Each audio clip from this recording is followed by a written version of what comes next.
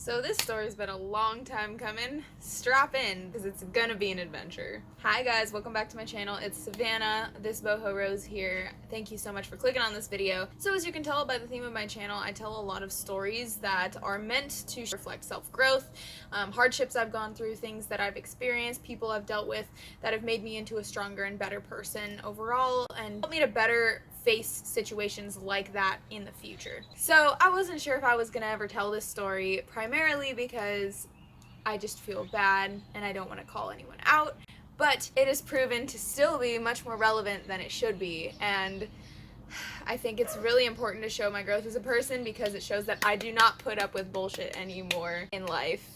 I have very, very short bullshit meter, so on that note, this is the story of my ex-friend who is a master manipulator and a major sociopath.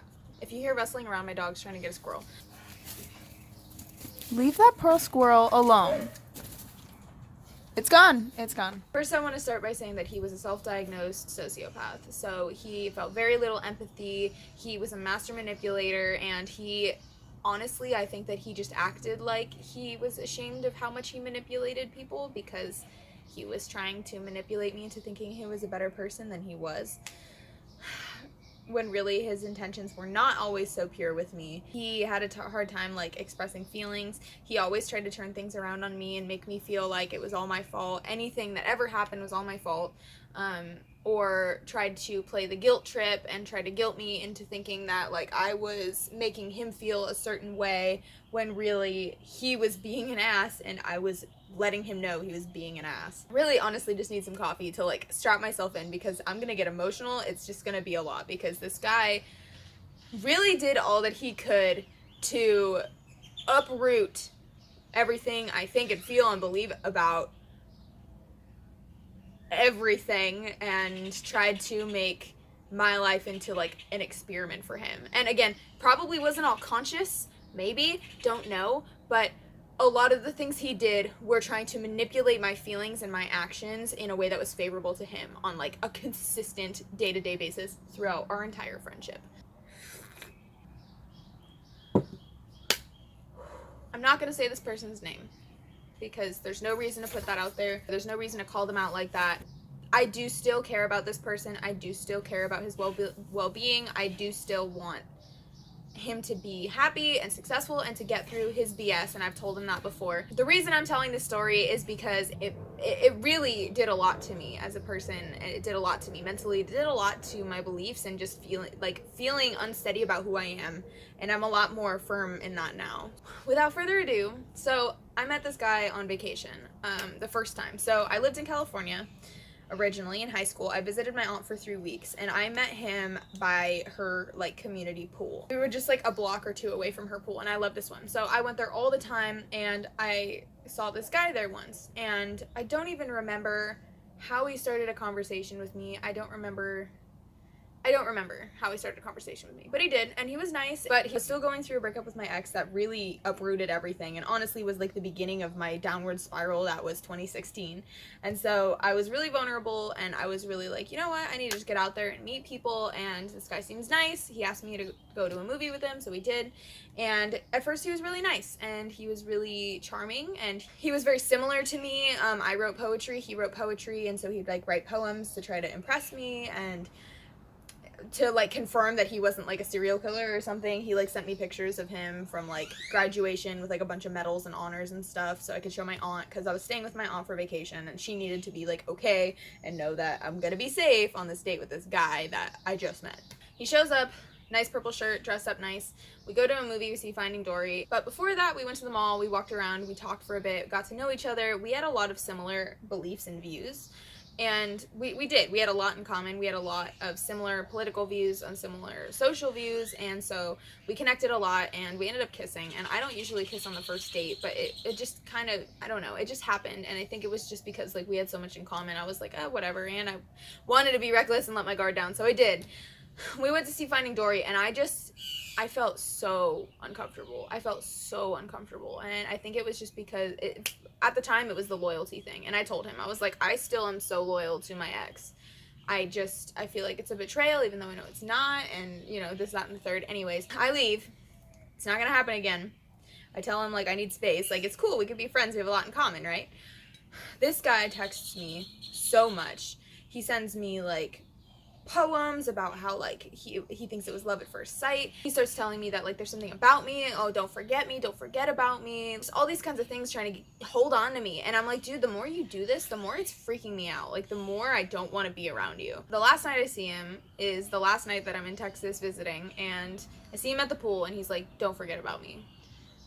Like, I was at the pool with my cousins, and he was there, and he was watching us the whole time, and when I leave, he says, don't forget about me. And I'm like, I couldn't if I wanted to. Like, you made it pretty hard to forget about this experience. So I left, and a year and 2 months later, I moved back, and I'm living in Texas now, living in my aunt's house, and I found his number, and I was looking for it, because I was like, we had a lot in common. Maybe this guy was just, like, thought this was something it wasn't. And honestly, it was just a bad judgment call, because there were so many red flags as to why I shouldn't do this, but I did. We hung out immediately. Like, we get to know each other by talking about, like, deep shit, like we had before. At first, he's really cool. We relate to each other. It's a good time. I started to feel like I was catching feelings for him, which later I kind of thought backward and realized that the whole time he was manipulating me into having feelings for him, because he knew I had a boyfriend, and that just started to get uprooted. He would always tell me, like, I love Benjamin, like, Ben's a cool guy, like, honestly, I think he's great for you. He would always say those things, but then his actions would be so much more towards, like, trying to lean me towards him consistently. There was one time, one of the first times that we hung out.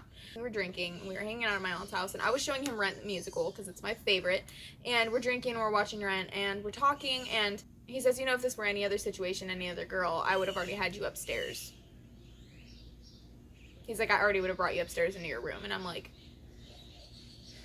at the time, I was just like, huh, I mean, I think I might have feelings for you, but, like, that's still weird, like.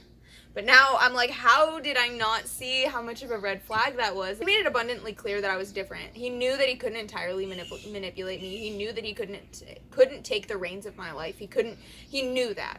He was very, like, aware of it, and he always has been. And even to this day, when he still messages me and tries to get me to talk to him, he says, like, I need someone like you to keep me accountable in life. But still did it. And still made the comment that was just so weird and so creepy to say to somebody that you just started being friends with. But at the time, I was like, I need friends, so I guess I'm just gonna deal with it. Wonderful idea, Savannah. Good job. Then there was another time where we were talking about one of my best friends, and we were talking about her, like, kind of insecure at the time, like, insecurity and, like, having a hard time dating and with feelings and all that stuff. The weirdest things that he said were always when he was drunk. And so he looks at me and he says, I think I can help her. I think I can make her feel better. And I'm like, oh yeah, how do you think you can do that? And he looks at me and he goes, can I have sex with your friend? I'm like, are you serious? Like, you're asking me if you can have sex with my best friend to show her how to love. What kind of, in what world, who says something like that? Like, in what universe do you ask somebody if you can manipulate her best friend into feeling emotions by doing things with her because you think that you have some power to convince her that she's in love and that why? What? He said a lot of things like that, where it was very insinuating that, like, he had all control over situations and he thought that he was, like, the best, that his opinion was the one to take over anything else. He thought he was right about everything. He was so conceited about things like that, so conceited. And we got into so many arguments about it. Seriously, almost every single time we hung out, before he went home, I would have to walk him out to his car from, like, my aunt's house. And I would talk with him, and he would try to convince me that I was wrong, that I made him feel like I didn't care, that I didn't consider his opinion, that I didn't appreciate him.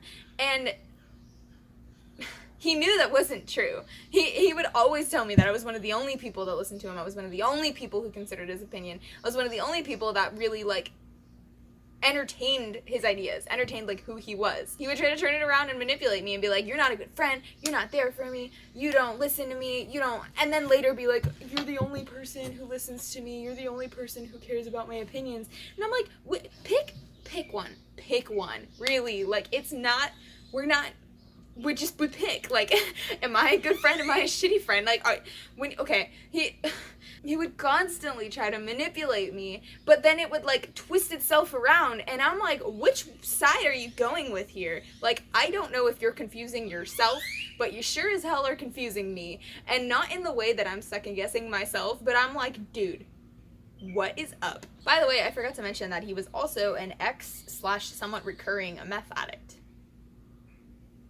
So, the first time we hung out, when I moved back to Texas, I made a joke, and I was like, yeah, I feel like it's just common sense. You just don't do meth. And then he, like, gets quiet, and he tells me that. And then he's like, I've never told anybody else that. And I'm like, why are you gonna tell me that the first time we're hanging out? Again, so many red flags. Did I listen?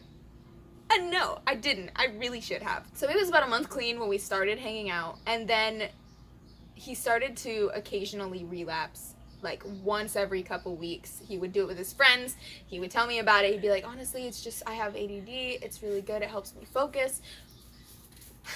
But he was doing meth. He was doing crystal meth. Like trying to justify why it's okay to do meth because he thinks that his reasoning, everybody's got a reason. Let me just tell you right now, everybody's got a reason when it comes to that kind of stuff. I had friends who were trying acid, and they're like, it's an amazing experience, it makes you look at life differently, and then a few trips later, they're like, oh my god, what's happening right now? And you're always trying to get back to that high, and that's the thing, you're always trying to get back to that high. Everybody's got a reason as to why they're going back to it, and why they're doing it over and over again. And I don't want to make an addiction sound like a game or a joke, because I know it's not.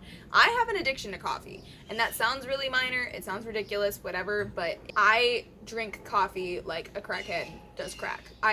If I had less self-control, I would drink coffee all day long because I like to feel constantly stimulated. I know how hard it is. If I stopped drinking coffee, I would be a mad person. I would. And I have stopped drinking coffee, and I immediately went back to it, and every time I do, it's like right back on it. Anyway, so every time we hung out, he would make me feel like I did something wrong, like I wasn't considering his feelings, like I didn't care about him, like I didn't appreciate what he brought to our friendship, and that was never true, and I knew it was never true, because he'd always tell me that it wasn't true, and then try to make it sound like it was. So then there was a bit of a rocky spot with Benjamin and I, and it wasn't then. I started talking with my ex again. We were becoming friends, and this was the ex that I had a really hard time getting over. Our relationship was just great when it was going on, and so it threw up some confusing feelings. We were talking a lot, and he was being like somewhat flirty, but he's also just a nice guy, and I would talk to my friend about it because he was the only friend I had here, and because like we were close, we talked about deep stuff, and he's at first he was very oddly supportive of me getting back together with my ex, even though that wasn't really a question that was on the table. And he was like, he sounds like he's better for you, he sounds like the better option, whatever. And I knew that I still had feelings for the guy, but like it wasn't that. Like Benjamin and I worked so well together, and we're still together. Those feelings have passed for the other guy. Like I knew it was just a rocky spot. He was so back and forth and so like playing tug of war with his own and my mind at the same time.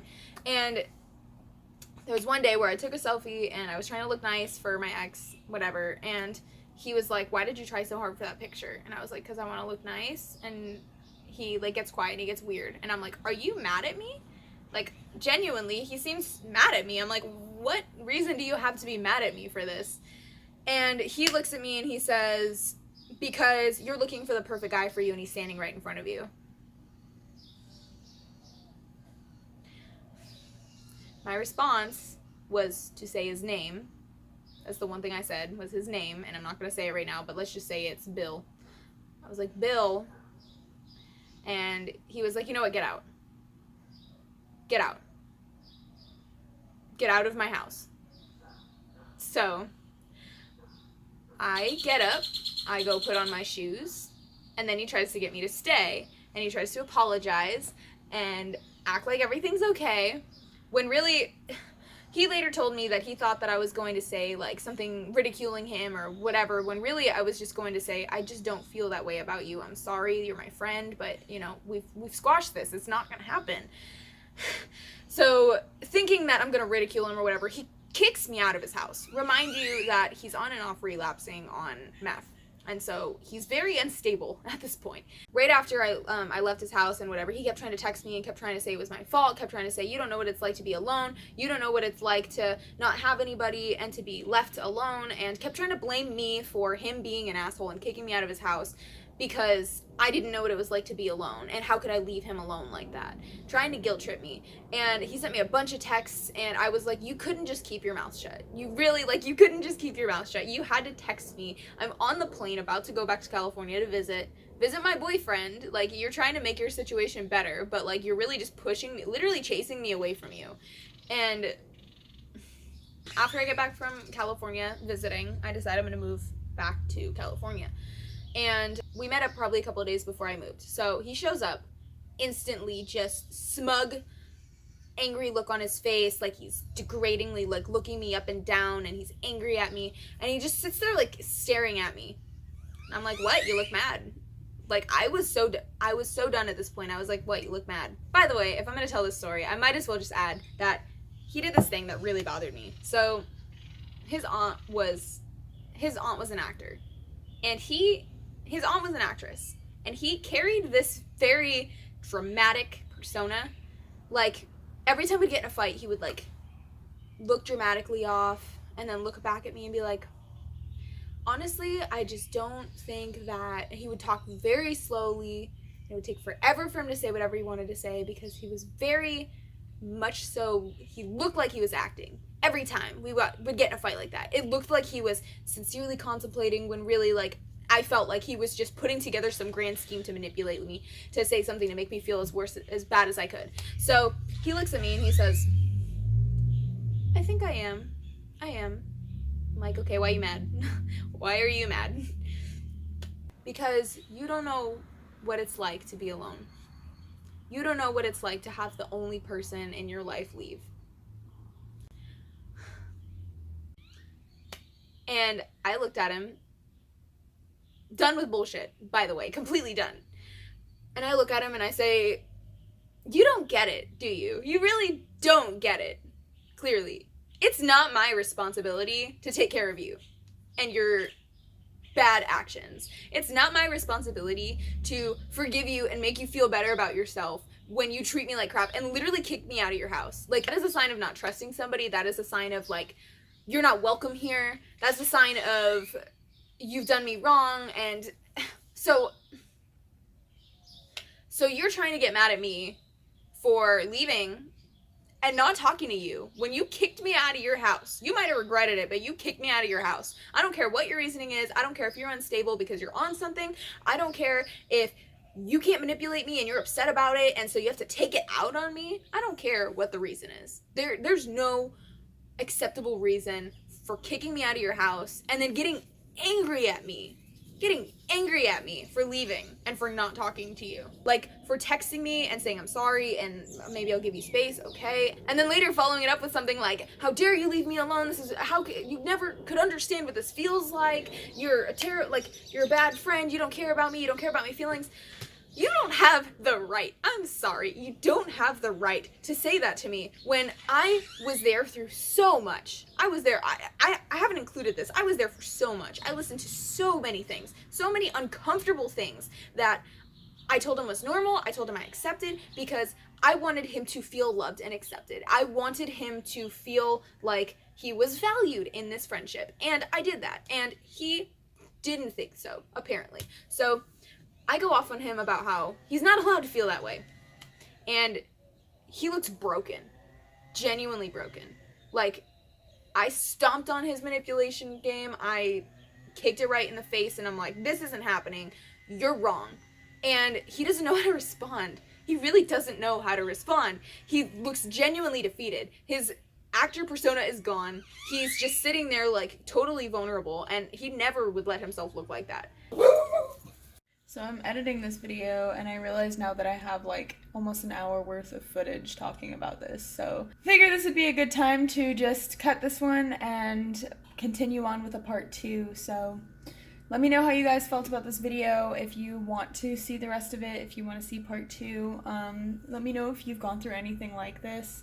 If you have any advice to people who are going through it now, to people who are recovering, having gone through it, we just got to be there for each other. That's all we can do when things are crashing down around us at times. So thank you guys so much for watching. I know I'm just in my best friend's cat shirt. Sorry, Kayleen. Catch you guys in part 2.